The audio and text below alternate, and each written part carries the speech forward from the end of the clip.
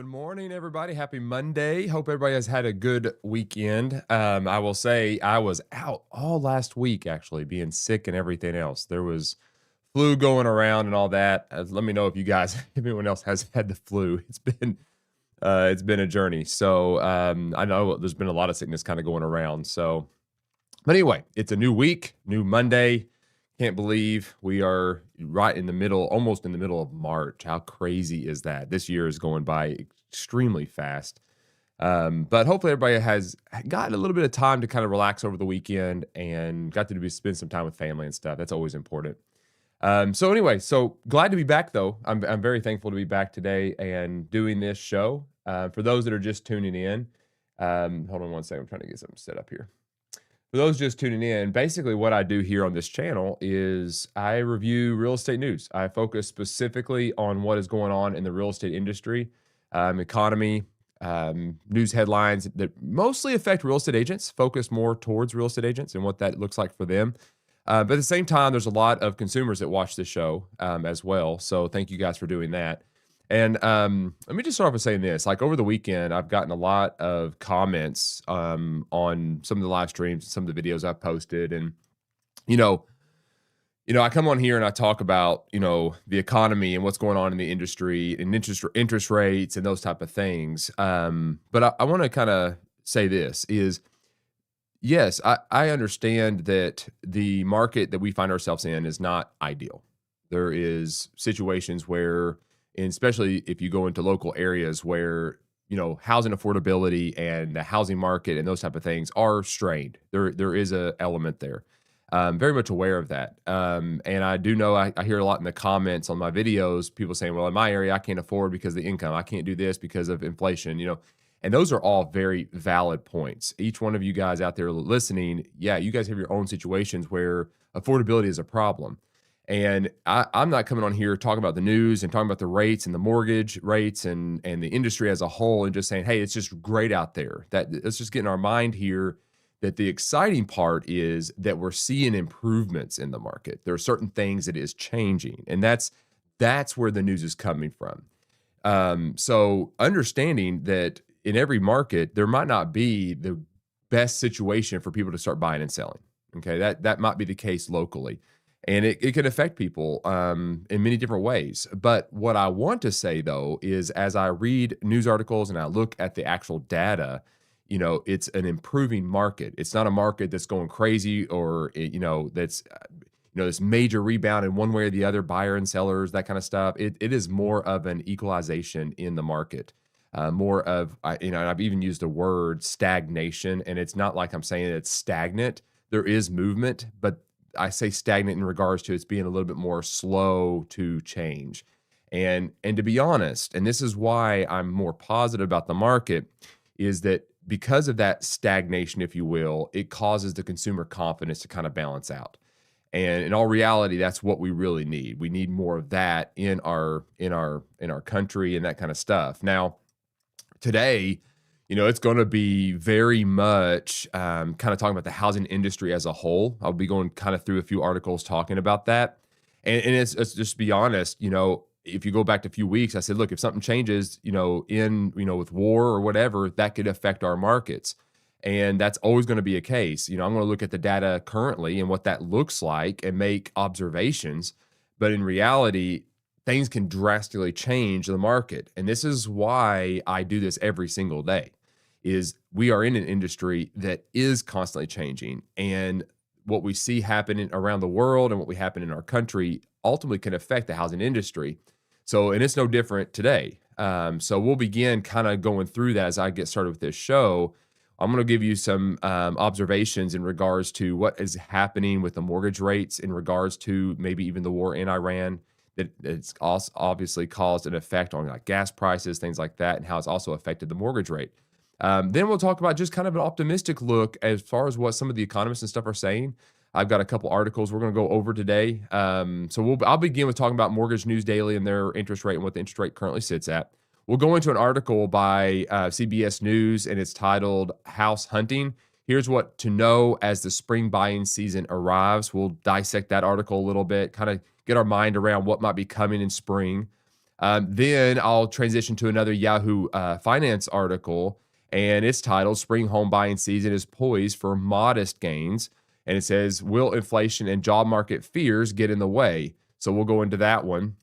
Then I'll transition. Once we get to the economic kind of topic points, we're going to transition. This is still kind of economical, but more along a law change that might be, help with some of the people are making applications for loans and people selling off their data and those type of calls. By an article by RIS Media, it says law effectively banning trigger leads and mortgage applications takes effect. So we'll talk about that, and then I'll end up with just a topic talking about the importance of video and kind of what a certain company out of San Antonio, Texas, I think it was, that is doing to put video as a focal point and more of like a hub when it comes to searching for properties and what that might look like. So that's the structure for today. That's the show. That's what we're going to do.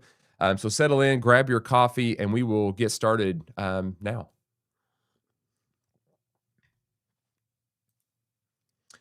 Welcome to the Real Estate Brief. I'm Adam. Today, we're cutting through the noise. We're going to get to the truth in the news, look at the data, and I'm going to give you some of my observations and where I believe that you can find opportunity.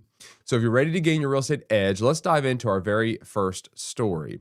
Now, the first story we're going to talk about is simply this. We're going to be talking about the mortgage rates. Yep, that's right. Mortgage rates. Yep, that's the typical thing I like to start off with, especially on a Monday. We've got a weekend to kind of let rates kind of settle in. We go into the work week. Let's get our minds around what the interest rate currently sits at. So on my screen on YouTube, you can see what that currently sits at. If you are watching on TikTok, what I would encourage you to do, if you want to follow along with me when I do this rate conversation, you can download the app Mortgage News Daily. Go ahead and get that. Download that app. It's completely free. There's no, can't even see it. Yeah, it's got that little logo on it. Download this app. Quick, simple way to kind of check the interest rate every single day. Oh, it's red. Yep, that's the unfortunate part about the whole thing. But you guys can get that. That is the rate currently sitting at right around 6.14, which is where we're at currently. So definitely higher than it has been. Now there's obviously a lot of factors inside of this. One in particular, I think everybody will know, is going to be the Iran war, and the cost of oil and barrels has an effect on the economy. And then there's a little bit of concern that causes interest rates to kind of fluctuate, and that kind of changes things. So, but if we look at this, we'll see the 30-year fixed rate is up 0.01. It actually spiked. If you go back, I think it was like Friday, it spiked back up, I think 6.08, 6.10, something like that. And so it's kind of went up just a little bit more. So now we're sitting at around 6.14. Now, if we went back about a week or so ago, we would have been talking about, hey, we dipped below 6%, 5.99. And look, when we sit here and we talk about interest rates, we got to understand that is just a number that we just use as an idea about what's going on in the market. Not something we need to lean into heavily. And we'll get into this a little bit later, but it's a factor, but it's not the only factor that we got to consider. Because if we still have inflation and we still have equity being built month over month in a home, then we got to make the argument that now is still a good time to buy, even if the interest rate goes up just a little bit. And let's be honest, this is just a little bit. This is just a slight fluctuation adjusting to what the market is currently doing. So, but with that being said, I do want to just kind of, again, on Mortgage News Daily, they have a bunch of articles and stuff talking specifically about interest rate and mortgages and what's going on there. And one of the articles here, it says volatile cross currents keep mortgage rates relatively flat. And that's the reason why they're saying relatively flat is because, again, 0.1 adjustment is kind of just an adjustment to the market day in and day out. It's not anything drastic. So the article here says, before this morning's job report was released, mortgage rates were on track to end the week at their highest levels in several weeks. This was due to an ongoing mega spike in oil prices spilling over to the bond market. Higher oil equals higher inflation implications, and bonds hate, right? It says hate, but it's rate, and bonds rate inflation. So typically that's what happens, right? When you have a bond market surge and that begins to happen, you have a higher commodity being traded like oil, it causes everything else to kind of go up from there. So there was a prediction that it was going to spike a lot more than what it actually did. It goes on to say this: the jobs report saved the day, albeit in a morbid way. Okay, because this is the part that kind of stinks about it. It says it was one of the weakest jobs reports in years, with unemployment continuing to trend higher and the job count falling deeply into negative territory. The jobs market is the only thing as important to bonds as inflation, and job market weakness tends to push rates lower. So, which makes sense, right? Your income and your jobs is going down, so there's less buyers able to buy, so that drives the interest rate. They can go down a little bit because the supply and demand is not being tilted too much. So the higher oil prices driving the bond market up would typically cause the mortgage rate to then follow suit and go up in a rate, and sometimes a mortgage spike. We didn't see that because even though that could have happened, the good and bad part is that the job report was not the greatest. So there's more people that's not able to get jobs. There's a higher unemployment rate kind of trickling up. So that kept the interest rate lower. Okay. So that's kind of the idea behind what happens. I think it was just a good conversation to have because we look at these numbers and we got to ask the question, why? Why do these interest rates fluctuate the way they do? And especially as an agent, like when you're out there talking to consumers, it's one thing to quote the interest rate. It's a whole nother thing to be able to articulate what drives interest rates, what drives those numbers. Because if you as a real estate agent can understand how those numbers are adjusted and what that means in response to other things going on in the industry, then you're able to help clients navigate it more effectively. And we got to be good stewards of information and know what this all means and be able to correlate that and relay that to the buyers and sellers that we represent. So that's the importance of going through and understanding interest rates and what that means. And that's what we're seeing here. So that gives you a little bit of an idea. Now, there's a lot more nuances inside of real estate or inside of mortgage rates and how this correlates to what's going on in Iran and the oil prices and everything else. But what I would encourage you to do is download that app, the Mortgage News Daily app, download that app and just read. You don't have to do it every day. I do it every day. That's just what I like to do. Do it at least once or twice a week and just read through some of the articles that they have here. Like right now that we just talked about the volatile cross current, keep mortgage rates at relatively flat. The other one is it says oil impact ultimately shunned in favor of jobs report implications. That's going to be a deeper dive in what I just talked about. Then the next article says highest refi demand in 4 years after last week's rate rally. So it gives you an idea about what's going on because it's focused on the mortgage industry. And the mortgage industry is keeping tabs on what? The money. So that's the economy. So that's why I like that app. It just gives me a quick read. Each article is like 1 or 2 minutes to read. So they're super simple to read. Anyway, there you go. That's the first topic of the day. But let's transition now into the actual first article of the day. This one here is going to come from CBS News. All the links to these articles can be found in my YouTube description. So if you guys want to go back and read those, you are welcome to do that. You can just search for the Real Estate Advantage, look for my picture as the icon, and you can find this video, this live stream there. So just go there and you can check these links out yourself and read through them a little bit. Encourage you to do so. But this is by CBSNews.com. The title is House Hunting. Here's what to know as the spring buying season arrives. Now, obviously, we are going into the spring buying season. What is it going to look like? What is this market looking like? Because with the past few weeks, we've talked about lock-ins and interest rates and all this kind of stuff. So what's happening here is CBS is asking that question. It's asking if 2026 is the year that the market finally breaks a little bit for the buyers. Now, the article kind of leans a little heavily into the affordability issue as we get going in this. That's kind of where it goes. It's like, what's this affordability gap look like? But what we're going to see is the data actually shows a stabilizing of the market that rewards the patient professional advisor. Okay, so obviously when I read articles like this, I'm going to put in my mind real estate agents. How do I take an article like this and correlate it to help you guys be able to lead your clients better? And the whole point here is, what are we looking at? Well, we're looking at a more stabilizing of a market, nothing too crazy, and an agent that's going to take the time to navigate and advise their clients correctly are the ones that are going to win long term. And that's going to be the agent that builds a long-lasting referral business, is the one that can articulate the information that we read like this and help navigate that as a professional and an advisor to their clients. So that's where we're going to lean into as we read through this, be thinking that way. So let's get into this very first article here. Share my screen. There we go.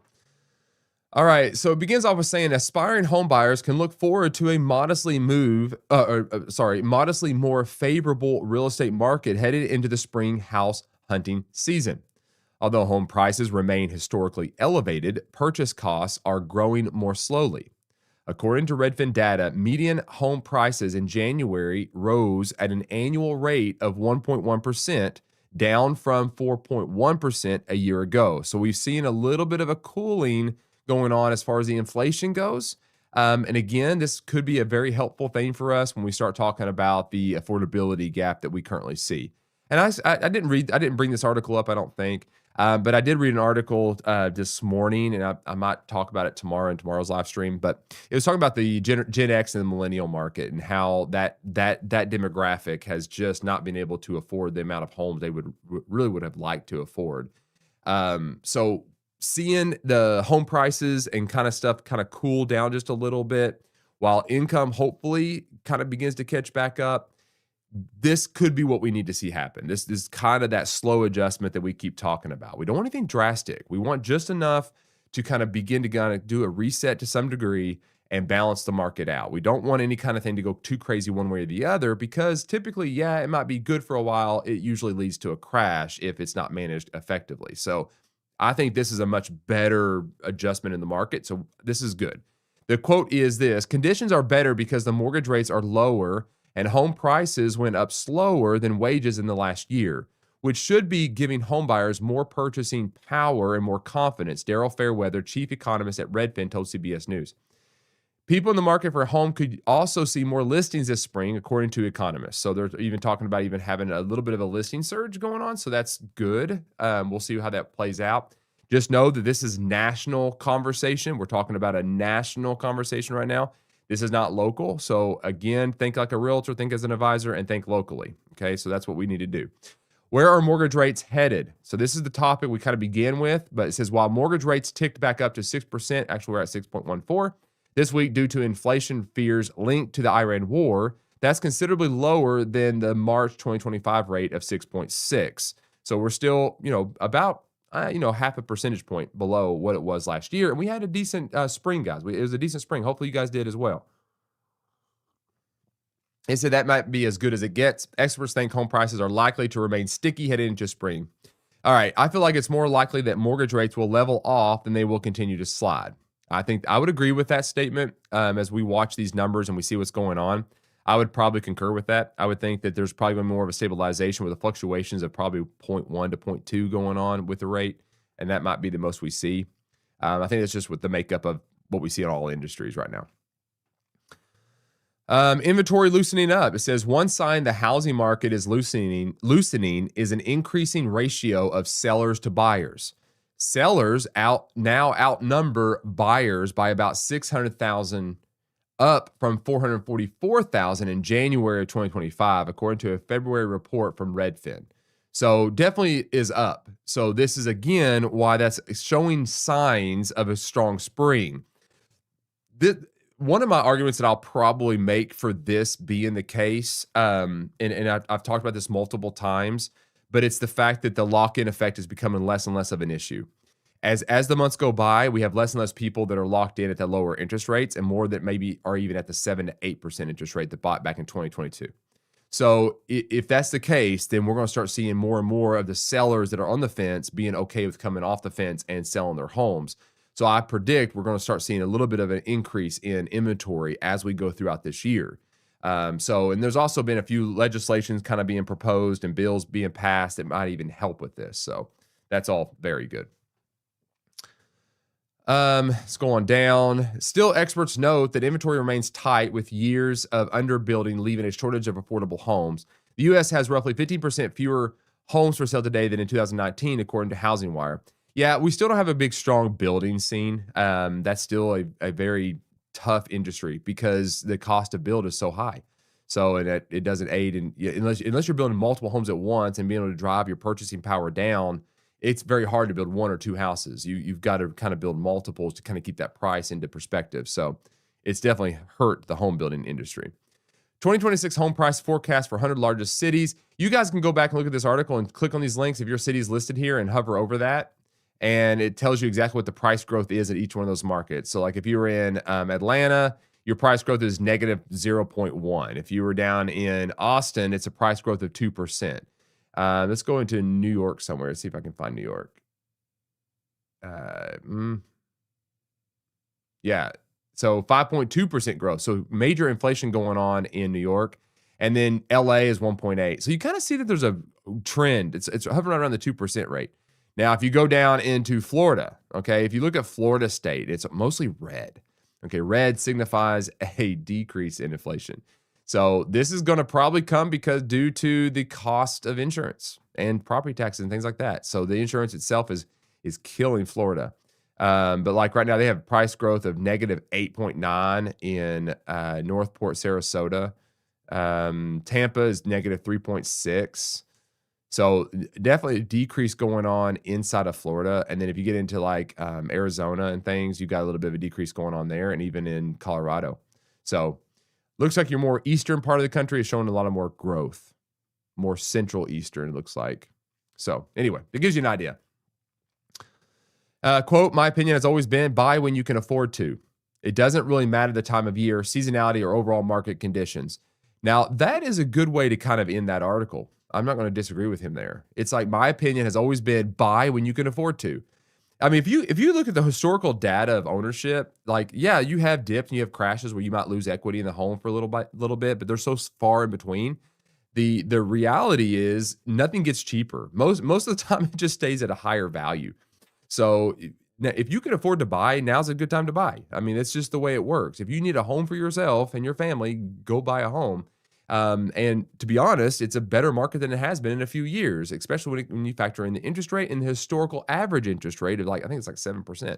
So it's a good market. So I think that's a great way to end that article. It's like, if you can afford to buy, go buy. Don't overanalyze this data so much. If you're a real estate agent out there, talk to your people about that. It's like, look, if you can afford to buy, why wait?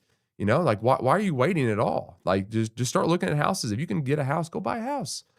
So if I was to summarize this article real quick for you guys, I would say this. Supply is projected to see a modest increase as, like I said earlier, the lock-in effect for sellers is finally moving a little bit due to life changes and less people being locked in at a lower interest rate. I would say this, there's probably an element of in the data talking about like a price plateau. We aren't seeing like in the makeup of the data any kind of crash. We aren't seeing a drastic deceleration in the value of homes. We might see it in certain markets. Most markets, we're still seeing a little bit of an elemental growth over time, which I will then just say this is kind of a return to a more boring and healthy market. Okay, that's what I would call it. I would call it a boring, healthy market. It's not really anything great to sit here and talk about. I would say reading through The Economist, mortgage rates are expected to hover kind of in this range we're kind of sitting at. Most economists are in agreement that we're probably going to sit between the 6, might hit 5.99, 5.9, something like that, but 6 to 6.2 range this year, given volatility in the market and certain things happening that could change. But that's typically what we're looking at right now, which means this whole idea of waiting for a better interest rate, it's kind of done, guys. Like if you're out there and you're waiting for a better rate, you're losing a lot of equity. That's what you're doing. And every month that goes by, you're losing more equity. So if you can afford to buy, now's a good time to buy. Marry the house, not the rate. You know, you date the rate, you can always change it. That's the message of the day. I mean, seriously, don't just make a decision based on the rate. Affordability gap is still a factor, though. The gap remains pretty wide. You know, if you really factor in the millennial and Gen X, there is a major gap there in the affordability home. That's slowly changing, but it's a very slow change. Nothing drastic. But what I would say is given that that's the makeup right now, this isn't like you as a real estate agent. This is for you guys. Like this is not, you guys are no longer just a door opener. Okay. And I don't mean to be mean about it, but you're not just opening the door and just walking people through homes and they're just writing up offers and buying houses. That's just not what we're seeing right now, especially if you're dealing with the millennial and Gen X demographic. You need to transition more to a financial strategist.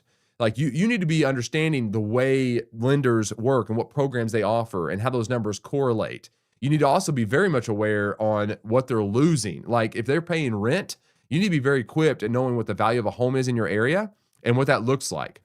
So if they live and they rent for, let's say, $2,000 a month, what kind of home can they buy for $2,000 a month and then gain equity to build financial wealth?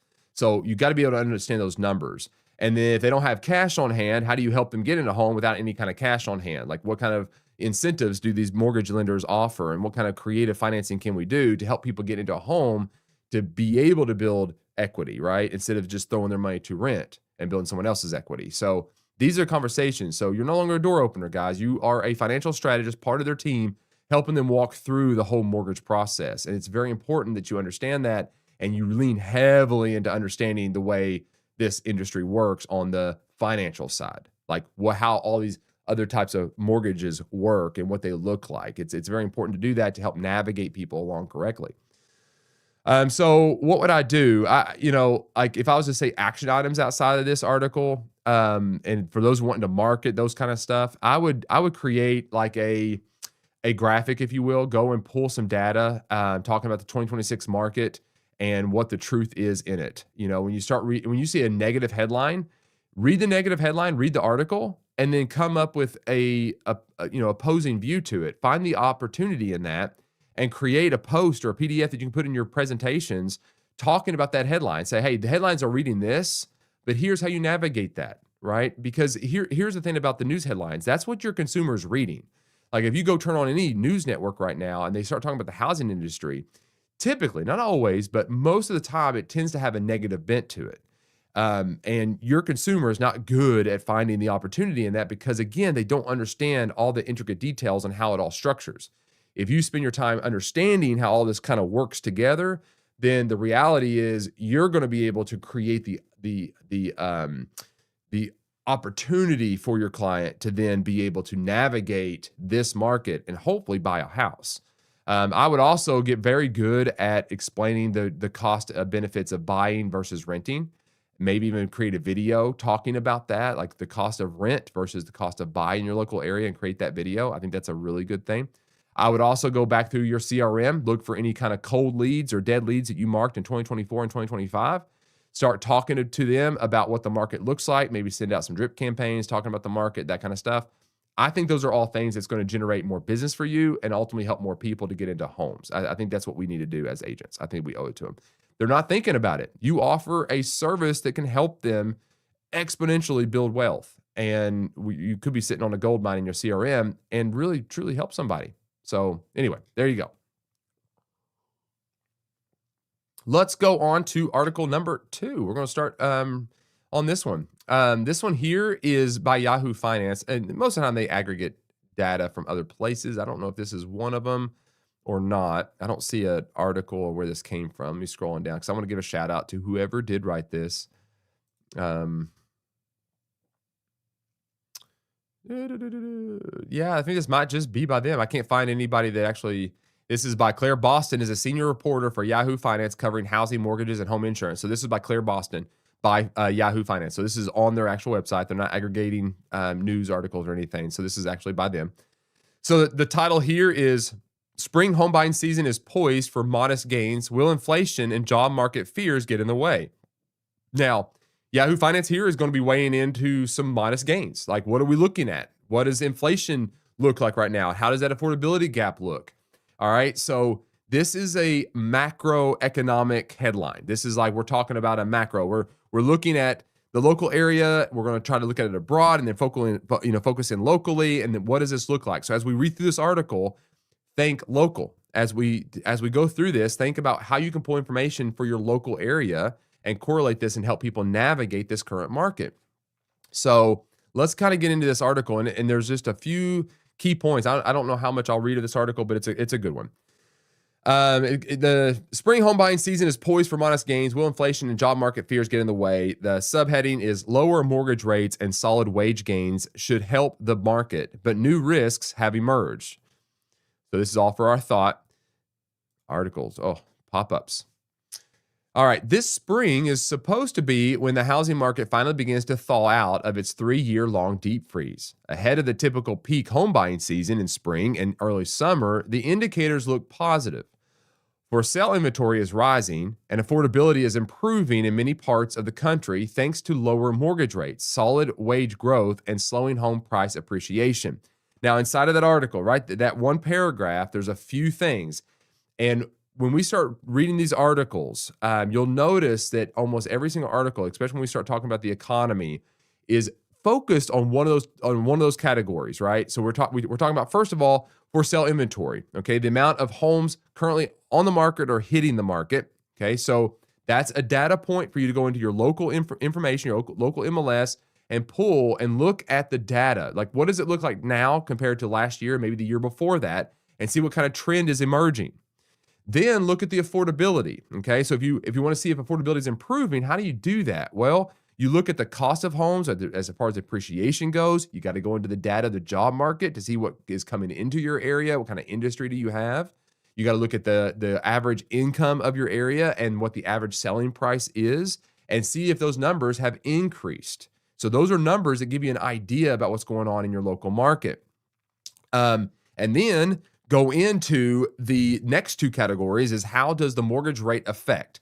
So let's just do a simple math. Is if you know what the affordability is, you know how much inventory is on, you know what the average selling price is in your market, the simplest thing you can do is take the average selling price of your house, get on a mortgage calculator, and put in there the interest rate scenarios. If it was a 5.99% like we had a couple weeks ago versus the 6.14 that we have now, and see what the dollar amount difference is.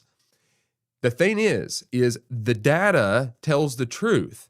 So if you're wanting to craft any kind of social media post to address any kind of article out there that might change the attitude of the buyer, because if you think about it, interest rate spikes, it's so easy for a headline to run with that. It's like interest rates spike, higher than they've been in 2 weeks, right? That's a very negative article. That's a very negative headline that most people won't even read and get into the meat of.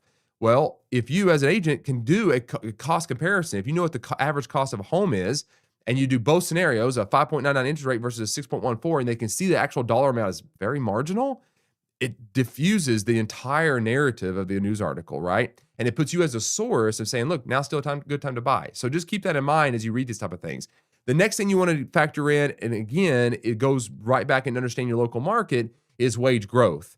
Most markets will have, like your local area, if you're not in a big city, might be a little more difficult, but you can pull like the job growth and wage growth and what that looks like and see if that's going up or down. So these are all numbers that you use to kind of frame in what's actually happening locally. So that's a bunny trail, but in that one paragraph, she gave us all the metrics that you need to monitor to know what's going on economically in your local market. Those are those factors, right? Now, there's other factors you can get into, but if you want to see if your market's increasing or decreasing, those are some of the key points that you can pay attention to. Okay. She says, quote, all those things together seem to support strong demand fundamentals, meaning people would want to get in the market, said Lisa Sturdivant, chief economist at Bright MLS. But recent events have clouded that outlook. The war in Iran has stoked fresh fears about inflation and pushed mortgage rates back above 6%. And the latest employment report showed dramatic weakening in the labor market, with the U.S. shedding 92,000 jobs in February. Now, hyperbolic language is like a gold or a diamond in writers and journalists, okay? So when we read words like dramatic weakening, that those are hype words that get you to click or read more. Dramatic is a very dramatic word, right? I mean, in its very essence, it's drawing an emotional response to the article, and I get it.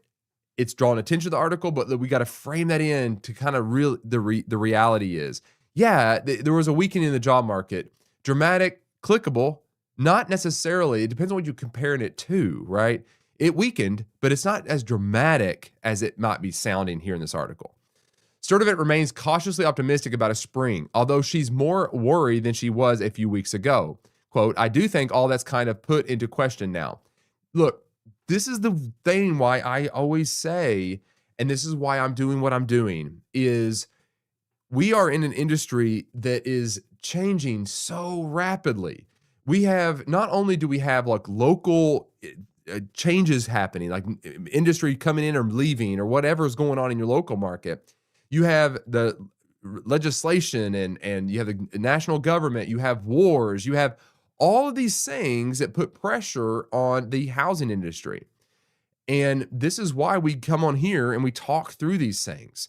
This is why I read these type of things. I want to stay informed and know how all this kind of comes together and correlates so we know how to navigate what's to come and be able to articulate that value back to our consumers. It's very important we stay informed. It says February is looking slightly better. Zillow data showed home sales were up 1.8% from a year earlier, likely helped by improving affordability from lower rates. Home price appreciation during that period was a modest 0.4. Okay, so February was an interesting month. February was just an interesting month. It was like that reset kind of going on, right? Quote, it's low and steady housing appreciation with flows of buyers and sellers, said Zillow senior economist Orf Devon. The balance of power between buyers and sellers remains somewhat right down the middle. All right, we're going to keep going on down. Spring hopes. So here's the hope to the story, right? What does it look like for the spring? What kind of hope do we have? How can we, have correct verbiage with consumers and what that looks like, right? It says real estate agents gearing up for spring are staying positive, especially after last year proved disappointing in much of the country. Last spring, mortgage rates nearing 7% and uncertainty over tariffs and layoffs scared off some buyers and sellers. The ones who stayed in the market often couldn't agree on price, leading to a spike in deal cancellations and pulled listings. So that's what we saw last year. And I will say that's probably true. There's a lot of that did happen. I would still kind of argue that it was still a decent spring. Not the greatest, but it still was steady, right? It was a steady spring. Jeff Linden, an agent in the Philadelphia suburbs, said homes in the area are still appreciating healthily and moving quickly. He expects many house hunters who set out during the region's unusually cold and snowy winter will be itching to enter the market soon. There's some more pent-up demand and interest from buyers, Linden said. And that this is true as we get farther into spring, there is a pent-up energy there. Those that felt like they couldn't sell because they were locked in a lower rate, there's less and less. The market is adjusting to what we are. The consumer confidence is kind of leveling off. So this all is that pent-up energy. Let's jump on down. Let's see. Zillow estimates that a median income household has about $30,000 more in buying power than it did a year ago. While the title company First American calculates that as of the end of last year, an average household can afford a $417,000 home, a slight cushion over the median home price of $396,000. Guys, I'm going to pause just here because I know that this will come into, when I clip this and make shorts and that kind of stuff out of this, quotes like that will generate a lot of comments. And I understand the comments. I will actually agree with a lot of the comments where people will make comments and say, well, yeah, but that doesn't work for me. And well, that doesn't correlate to what I'm feeling and what my experience is. And I don't have $30,000 more in buying power and all those type of things, right? You read those articles and it's very easy to look at myself and say, well, I can't do that. The reality is, and that is very true. I'm not going to negate that. There's a lot of people out there that would not relate to. There's a high percentage. But again, we are looking at the national perspective. You got to zone in locally and what's going on in your market and then correlate that into your consumers. But the reality is this, is by looking at this from a bird's eye view as a national perspective, even though these numbers might not correlate to what you experience and how you feel and what your personal financial situation is, what we look at these numbers and say is, look where we could be heading. All right. That's the thing, is that it might take time to come your way and it might not ever come your way in certain areas. But the reality is when we look at this, we can say, well, it could trickle down and get into my area because it's showing this in the market. So it could correlate to me sometime down the road. So I understand those that leave comments and talk about this. Yeah, it's not the reality for some of you guys. I get it. But in the reality, though, at the same time, is this is still the national news. This is still the national data. Something's happening, and we got to pay attention to those small little micro changes. It ends with this quote, we're not talking about 50% improvements. Mark Fleming, chief economist at First American, said of potential sales activity. It's very, very modest gains over last year's case. Okay, so just pause and rest there. Whenever you see in the market a slow kind of correction, know that you're not looking at a crash. Know that you're looking at a more stabilizing of a market. You got a little bit of fluctuations going on in one direction versus the other.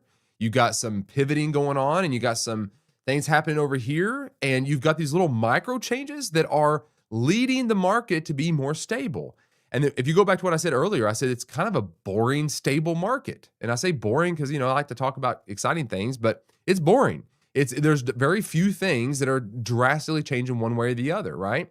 So that's a good thing, though. It is a really good thing, because when you start really factoring in what it's like to buy a house or sell a home, it's emotional.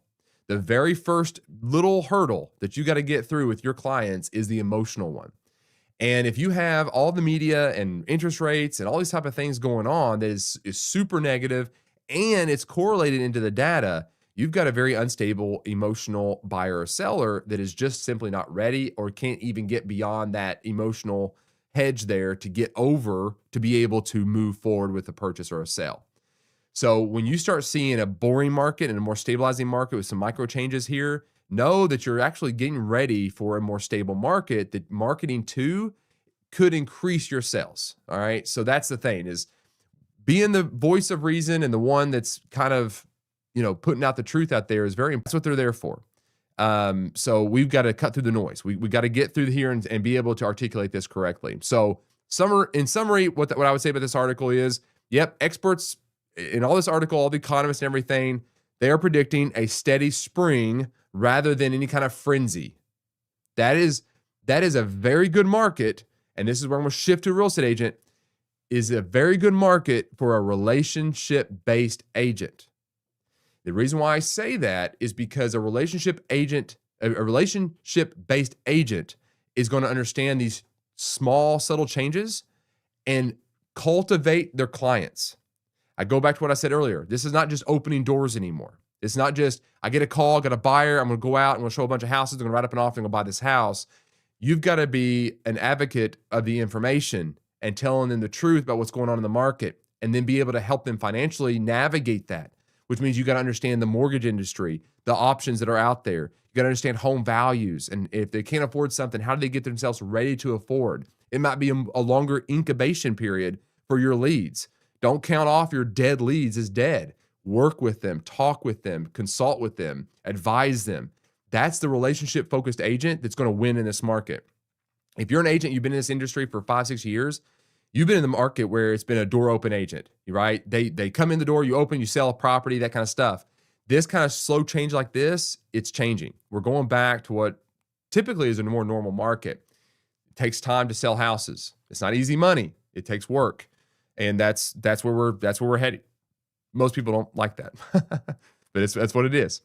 I would pay attention reading this. I would pay attention more to what's going on job market wise. Like, go locally, see what's going on, because when there's job market issues, if there's any kind of loss of employment, there's jitters that set in, and those jitters of that job market most of the time is the primary driver for buyer and seller hesitation.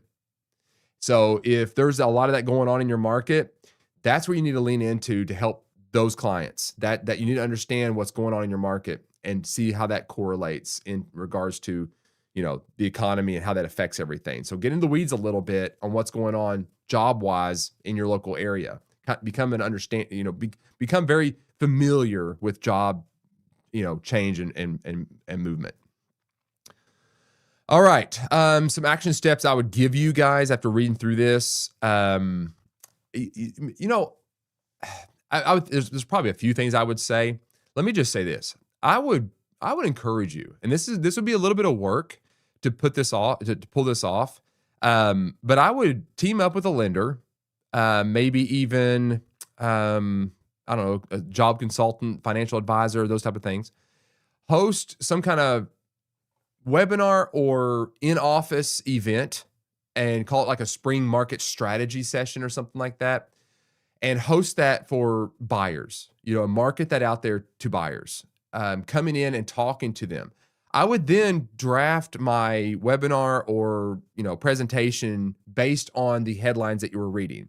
I see this all the time. I see a lot of people want to do like a buying seminar, like how to buy homes. And what they fail to do is they just give them a bunch of facts on the process of buying a house. But what they don't do is they don't address the concerns of the buyers that keeps them on the fence from moving forward with a purchase. And a lot of times that information is in the headlines. They might come to your webinar or come to your session and be hyped up to go buy, but then they watch the news and they're talked right out of it. But if you have a session that talks about articles one by one about what they're saying and then dissecting that and helping the buyer understand how that correlates to buying and what the truth is, you're going to end up educating the buyer better on how to navigate the media and what they're being told, and it's addressing their emotions. And it gives you talking points to kind of lead them in the direction to be able to afford to buy a house. And it gets you into the weeds. I think that's more helpful. I think, to be honest, I think that is absolutely more helpful because you're kind of doing that market myth versus reality kind of argument.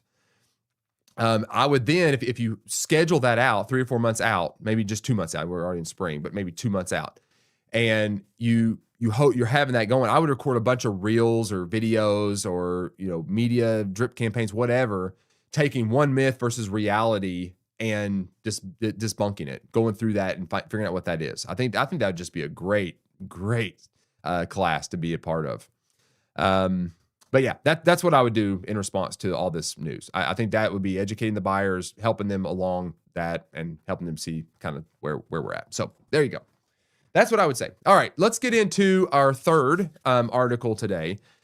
Shifting gears just a little bit. We've been talking about the economy. We've got all that in our heads now, so you're welcome. Hopefully, I didn't overwhelm you with too much information. But now we're going to transition into a new law, and this is really good. Matter of fact, I was just talking to some friends that were going through and purchasing some property, and you're at the closing table, and they're talking about all of the kind of like, they're called trigger leads. That's what this article is about. But it's like when you fill out a loan application or you close on a house, your data is then sold to third parties, and then all of a sudden they start inundating you with all kinds of text calls, emails, and then actual physical mailings, trying to trick you into using their services and that kind of stuff, looking like the lender you might be using and all that kind of stuff. So there's this new, mortgage application law that's been passed basically for consumer privacy. And this is a ban on, like I said, trigger leads, meaning that when your clients maybe put an application to get a loan, they won't be harassed by 50 other lenders that are not your main lender trying to get you to use them or anything else, because that's what usually happens. Typically, when you go to do a loan application, your Equifax and all your creditors out there can take that information and sell it to third parties. And the consumer is not even aware that what is being sold of their data. And which is just wild. This is even allowed, to be honest. And the fact that we even have to have this, it took so long to get this passed. It's crazy to me. But anyway, that's what it is. This is by RIS Media. It says, a law effectively banning triggered leads in mortgage applications takes effect. It says, the subheading says, the practice of credit reporting agencies selling information about mortgage applicants to rival brokers has been criticized by the real estate and mortgage industries as an abusive practice. Yeah, okay. All right, on March 5th, 2026, the practical ban on mortgage industry trigger leads, signed into law in September 2025 with essentially unanimous support in Congress, has officially taken effect. This change is meant to ease one problem that home buyers searching for a mortgage face. Trigger leads are a practice where one of 3 major credit bureaus, Equifax, Experian, and TransUnion, this is wild, can sell information that a consumer is seeking a mortgage application. The credit bureaus receive this information when a mortgage lender pulls the applicant's credit report, and so can sell it and the applicant's personal contact information to competing mortgage brokers or lenders. Thus, after applying for a mortgage, an applicant could be swamped with texts. Thank you so much. Let's see. We have a text here. Somebody say something? Did I miss your text? Somebody asked me a question. I might have missed it, but thank you for that. Very good. So yeah, so this is just amazing. Applicants' personal account information, competing mortgage brokers or lenders. Thus, after applying for a mortgage, an applicant could be swamped with text, emails, and other communication from those rival lenders. Think about this for just a second. Can you imagine this? You recommend, 3 or 4 lenders, right? They call each one. They finally decide on one, and that lender has to submit that client's report, that client's data to one of the 3 credit bureaus. Okay? Those bureaus can then take that information and sell it to third-party mortgage lenders that then can now contact that same client. Any of them, right? It's just wild. And so the mortgage lender is forced to have to use these credit bureaus to then allow that data to be sold to somebody else that could then compete with them directly, but they have to provide the data to them. It's just wild. It'd be like me having being an agent and me having to submit their data to some other platform that then can take all that data, give it to another agent, right? And that other agent then has the right to contact my client. It's just wild to me. So this was even allowed. It's just crazy. It's all about money, guys. The major change enacted in the Home Buyers Privacy Protection Act is that credit agencies cannot sell a mortgage applicant's information to any third-party mortgage lenders unless the mortgage transaction is a firm offer of credit or insurance. Firm offer meaning a guaranteed offer based on a pre-screening of a customer's credit. The credit reporting agencies must also obtain the mortgage applicant's consent to have their information sold as a trigger lead, unless a competing mortgage lender has a pre-existing banking relationship with the applicant. That protects them, right? Because they got to have at least a pre-existing, relationship with them. So that's a factor. Then they also have to have information to be able to offer them an actual offer of something, a firm offer. So they have to have information. They got to be able to know that this person can actually qualify to be able to reach out to them. So there's a wall there that really, to be honest, is going to be hard to overcome, to be honest.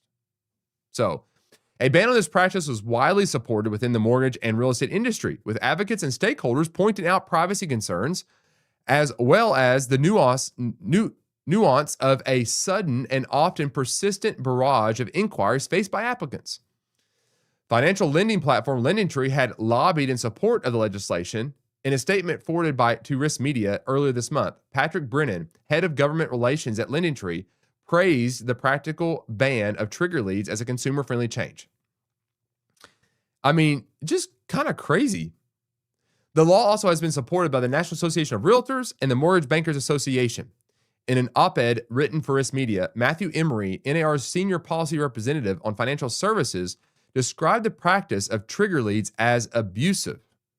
Quote, consumers currently have no knowledge that their data is being sold, nor by whom, and they have very limited avenues to opt out. Often consumers believe their real estate broker or agent, mortgage lender, mortgage broker, or another party in the transaction has sold their information, when in fact that is not the case.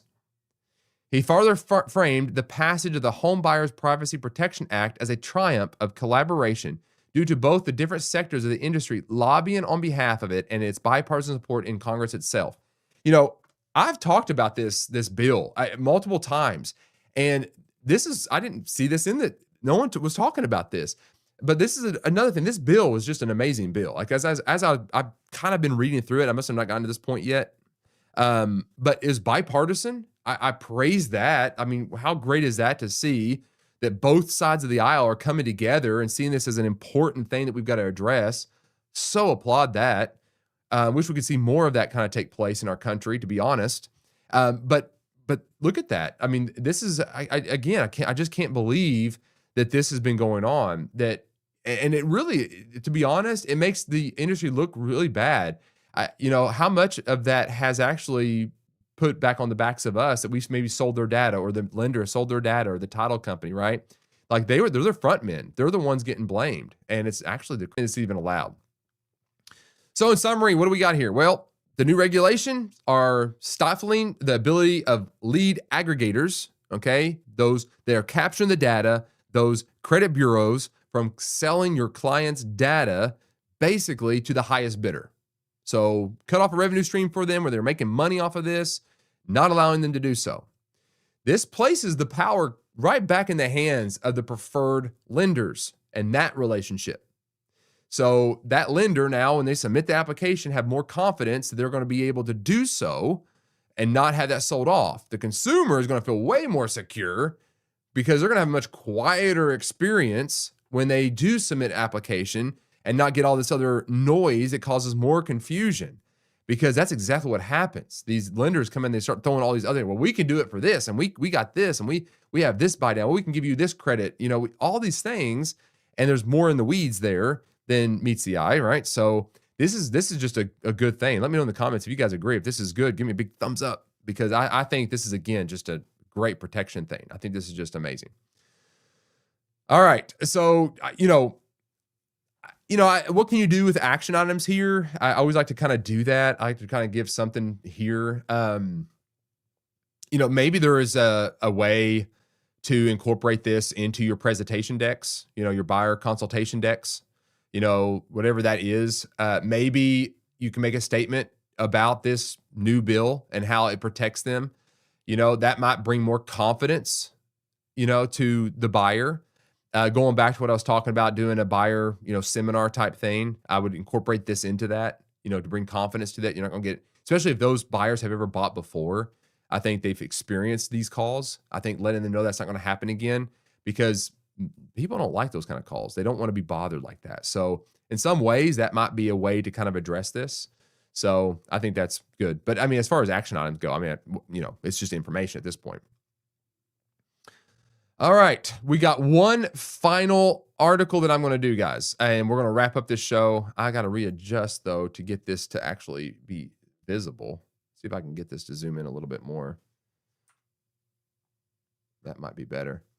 So this next one, this is a shift. We're talking about economy, we've talked about a bill. Let's go into actually some marketing ideas for real estate agents, and we'll wrap this up. This won't be very long. This I just stumbled across this article. Now this is by a company. Well, it's kind of like I would almost call it an advertorial article, because it's talking about a company called The Real Map. And I did not research the Real Map much, and we'll get into what this says as I read this article. But the reason why I pulled this, though, is because of the emphasis on video and the change in thought that we kind of need to be wrapping our minds around when it comes to marketing. Because really, the digital front door to your listing, it's really not your website. It's really not even the portals as much as it's shifting a little bit to be more video presence and what's going on in your local market. So I will say this. I've seen a lot of brokerages and a lot of real estate agents kind of waking up to the idea that discovery of homes and what's available happens more on YouTube, TikTok, and quite frankly, probably just more simple Google searches before it even happens on Zillow or any other portal out there.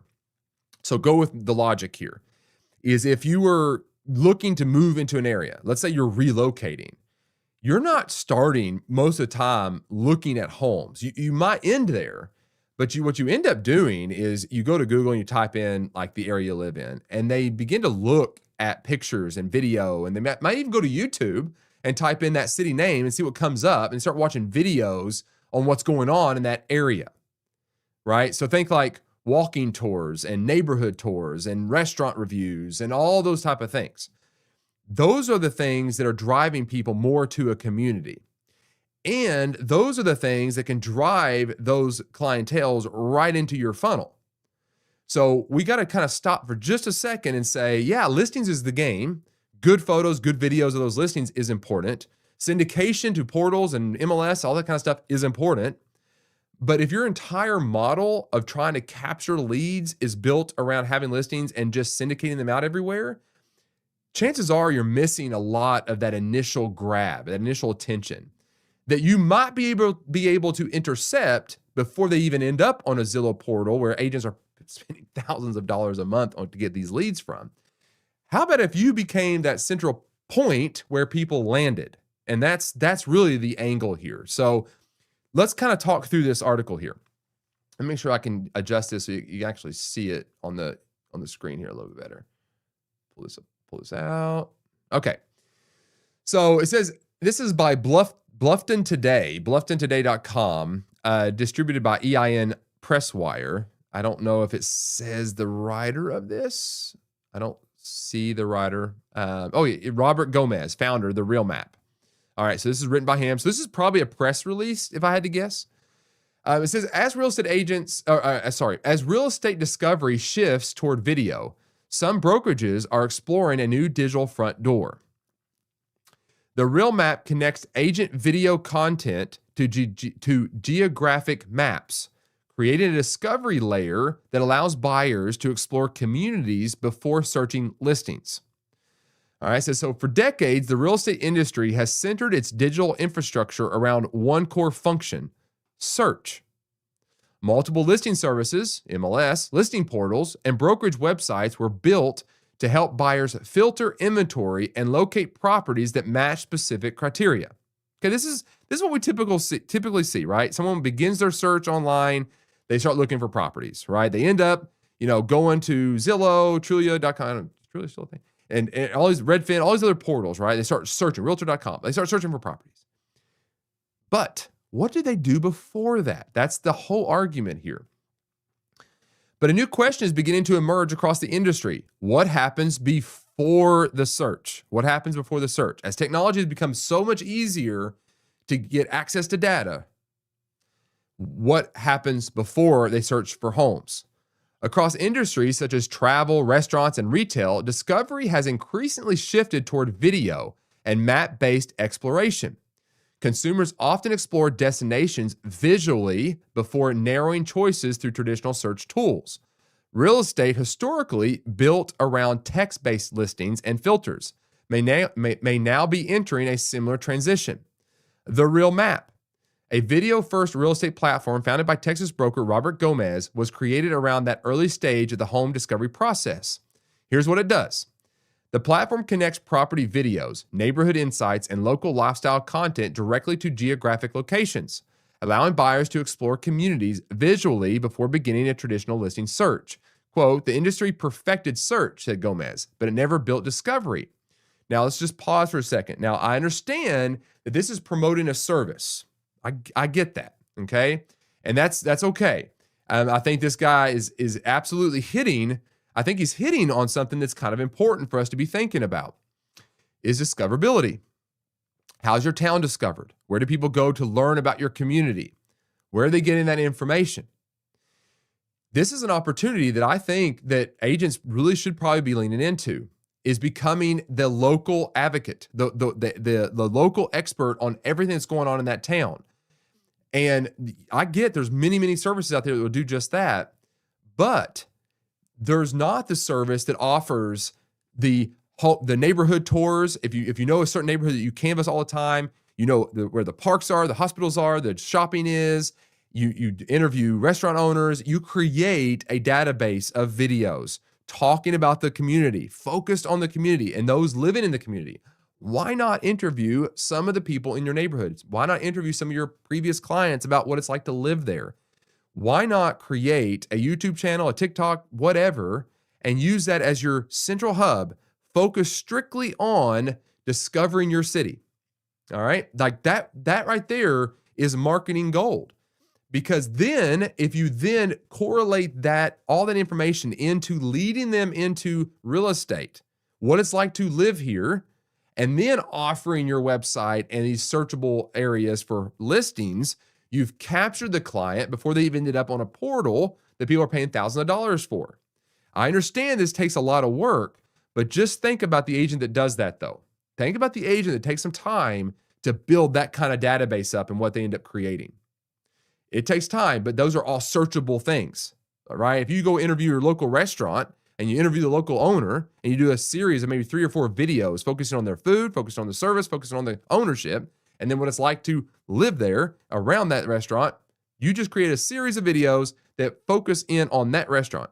Then you do that for the neighborhood. You do that for the schools. You do that for the library. You do that for the hospital. You go in and you have these conversations and you build a library of information, video information that is all searchable, driving everybody back to you, right? It takes time, but it's where we're at. According to Gomez, the platform effectively transforms agent video content and social media presence into what he describes as a brokerage discovery engine. The concept has evolved through ongoing conversations. The Real Map has been introduced and discussed at several major real estate industry events where the company participated as sponsored exhibitors. So they were all these other things.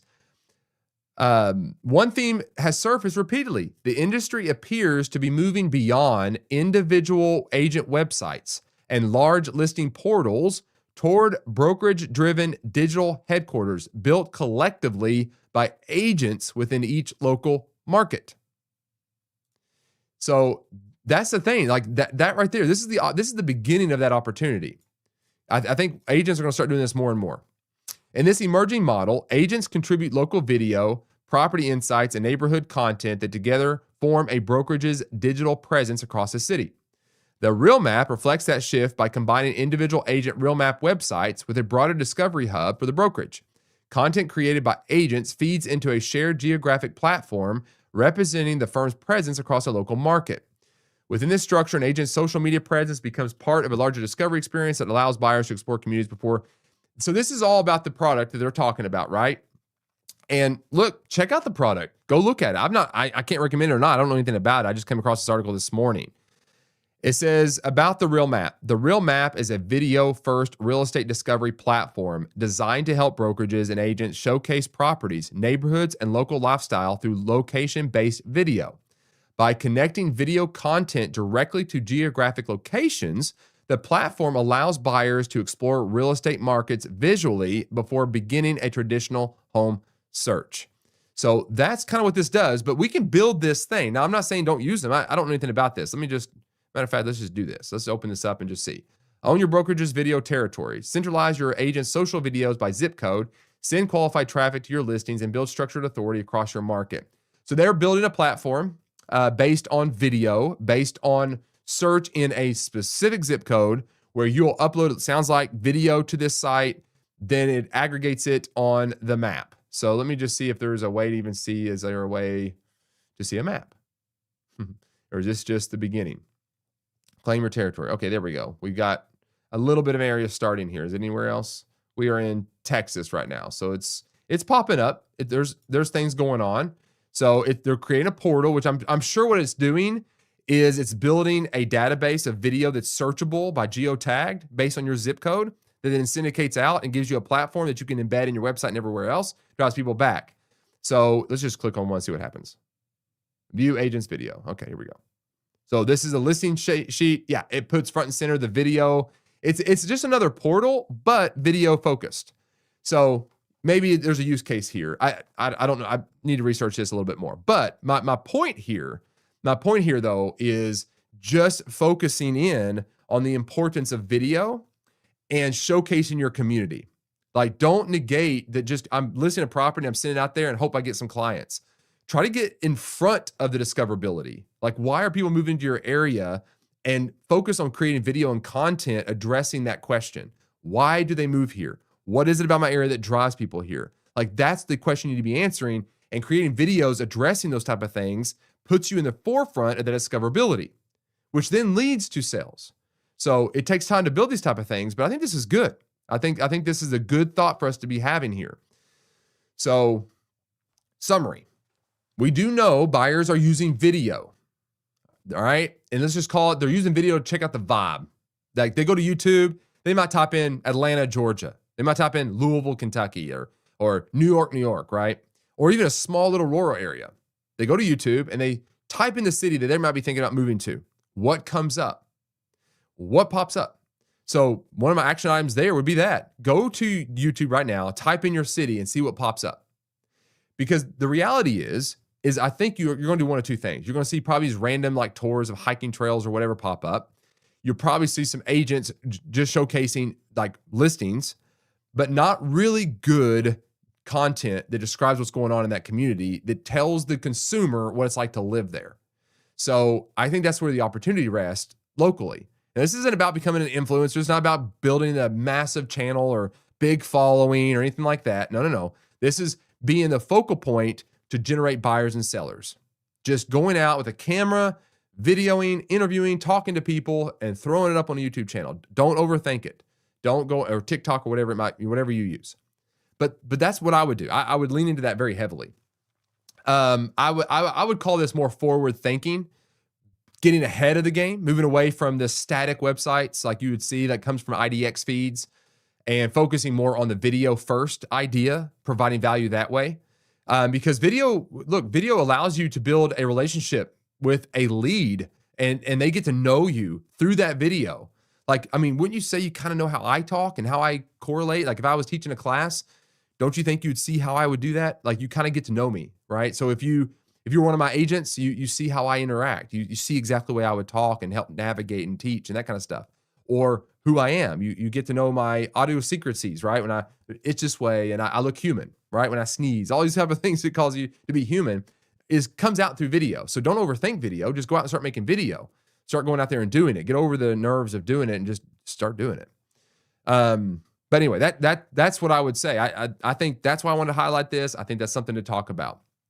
So my true action items though, if you are a real estate agent and you have specific neighborhoods that you work in, go out and record, 3 or 4 neighborhood videos, just talking about that neighborhood. Focus in on the shop, how close it is to shopping, how close it is to jobs, how close it is to restaurants, to hospitals, what it's like to live there, where are parks, where's hiking trails, what things there are to do in that neighborhood, those type of things. Maybe consider interviewing a previous client in that neighborhood about what it's like now to live there. If they've been there for maybe a year or so, call them up and say, hey, would you consider doing a video with me, and give them a gift card, give them something of value, right? But anyway, you can do that. I would do that. I would definitely consider setting up a YouTube channel, naming it something specific to your city, tying it in with real estate or TikTok or whatever it is you use, Instagram, whatever. But I would focus in on just educating the consumer about your area, like why somebody would want to move there. And maybe consider, on your About Me pages, like doing a video of yourself talking about your area, because it's searchable. So anyway, your website's not dead.